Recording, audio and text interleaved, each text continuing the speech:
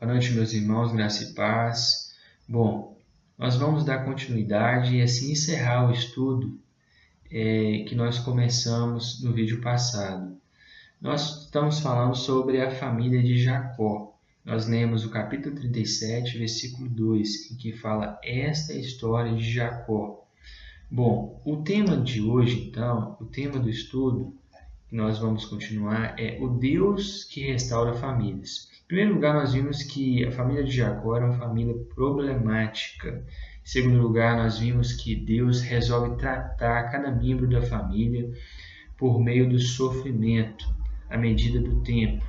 E em terceiro lugar, que nós vamos abordar hoje, é que Deus, por meio do sofrimento, de fato restaura a família de Jacó.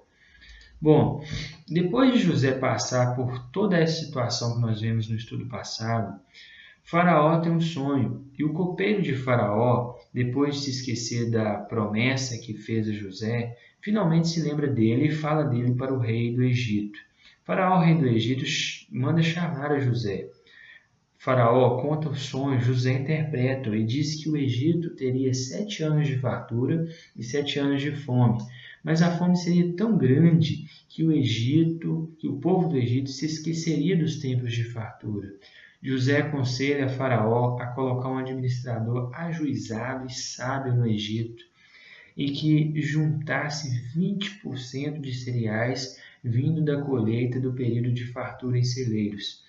Então, Faraó notou a sabedoria, o juízo de José, e então decide colocar José mesmo como governador do Egito, visto que ele tinha observado que Deus estava com José. Então a fome é grande no mundo todo, e a única nação que tinha trigo era o Egito, e José quem o governava. Jacó manda seus filhos irem até o Egito comprar trigo, e lá José os encontra novamente. E isso está registrado em Gênesis 42, versículo 1 ao 14. Eu vou citar os textos, não vou ler eles, porque eles são muito grandes. Se os irmãos quiserem estar lendo em casa, pode ficar à vontade. Então, José então se reencontra com os irmãos, reconhece os irmãos, mas os irmãos não o reconhecem, porque já tinha passado 22 anos, ele estava com umas novas vestimentas, rosto pintado, então eles não o reconheceram. E José aproveita daquela situação, já que eles não reconheceram, e finge não ser ele, ou seja, ele fala em egípcio e os irmãos em hebraico. E todas as vezes que ele fala com os irmãos, ele usa um intérprete. Então, para os irmãos, ele não entende a língua dele, mas José sabe a língua deles, entende tudo que eles falavam. Então, com isso, José tinha dúvida, se eles eram ainda aqueles irmãos odiosos, invejosos, ciumentos, ou se haviam mudado. Então, ele os submete a testes. Então, em primeiro lugar, José testa se eles consideravam o irmão caçula, filho de Raquel. Isso está registrado em Gênesis 42, versículo 15 ao 24. Ele decide ver se de fato eles consideravam, porque eles não consideravam ele quando ele era o caçula que habitava no meio deles. Então, José o submete a esse teste, e nesse teste os irmãos passam. E José nota que eles estavam de fato arrependidos ao se lembrarem do mal que eles fizeram com ele. José manda eles ir à terra do Egito buscar o irmão deles, e eles pensam, olha, e se ele pegar o nosso irmão e fazer algo de mal? Então, José lembrou que eles não se importavam com se ele passaria por uma situação difícil ou não. Agora, José notou que eles agora se importavam sim com seu irmão mais novo. Então, José vê o arrependimento na vida deles. Em segundo lugar, José testa se eles de fato tinham ciúmes ainda pelo irmão mais novo. E Gênesis 43, versículo 29 a 34, é registrado isso. Então, o que José faz? Arma um grande banquete e coloca lá uma porção para cada um, e 5 vezes mais para Benjamim. Então era como se ele estivesse ilustrando a vida passada dele, quando os irmãos ganhavam certa quantidade e ele ganhava muito mais porque o seu pai o amava mais.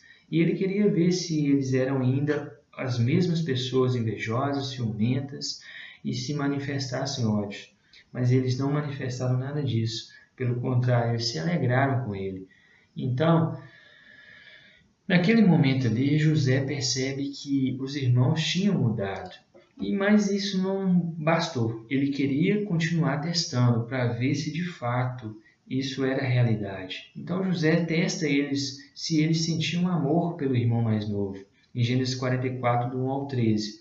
Quando eles testam eles de tal maneira que armam uma cilada para eles e colocam como culpado Benjamim. Foi quando ele iria notar se eles de fato amavam o irmão mais novo, ou se deixaria o irmão mais novo ser preso, ilustrando aquilo que ele viveu lá no passado, quando eles não se importavam com o irmão mais novo, que era o próprio José naquela época. Então, eles não estavam nem aí para José, foi até que eles venderam a José. Mas naquele momento ali, os irmãos, visto que o irmão mais novo era culpado, eles rasgaram suas vestes, eles mostraram arrependimento, eles mostraram tristeza, eles mostraram afeição por Benjamim. E então José viu que eles passaram o terceiro teste. Foi quando o submeteu a um último teste. E então José queria testar se eles aceitariam a escravidão de Benjamim. Isso está registrado em Gênesis 44, versículo 18 ao 34.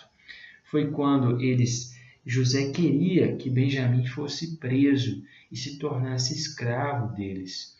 Mas o que aconteceu? Judá, que tinha tido a brilhante ideia de vender José como escravo para o Egito, para os midianitas levarem para o Egito, agora o próprio Judá diz que não aceitaria Benjamim ser escravo, mas ele se coloca no lugar de escravo. Então José viu seu irmão Judá fazendo isso e se maravilhou, porque quando ele vendeu José como escravo, ele não estava nem aí para José. Agora ele se importa com o irmão mais novo e ele se oferece para ser escravo no lugar do irmão que era culpado, Benjamim. Então, foi aí que José viu de fato que Judá e todos os seus irmãos haviam se arrependido. Então, depois de ver o arrependimento deles, José se revela aos irmãos e perdoa os seus irmãos. E assim Deus restaura aquela família. E isso está registrado em Gênesis 45, versículo 1 ao 15. Então, meus irmãos, Deus é aquele que tem poder para restaurar famílias, independente de qual situação ela estiver passando, independente se é uma família difícil de lidar, se é uma família mais fácil de lidar, Deus pode restaurar as famílias.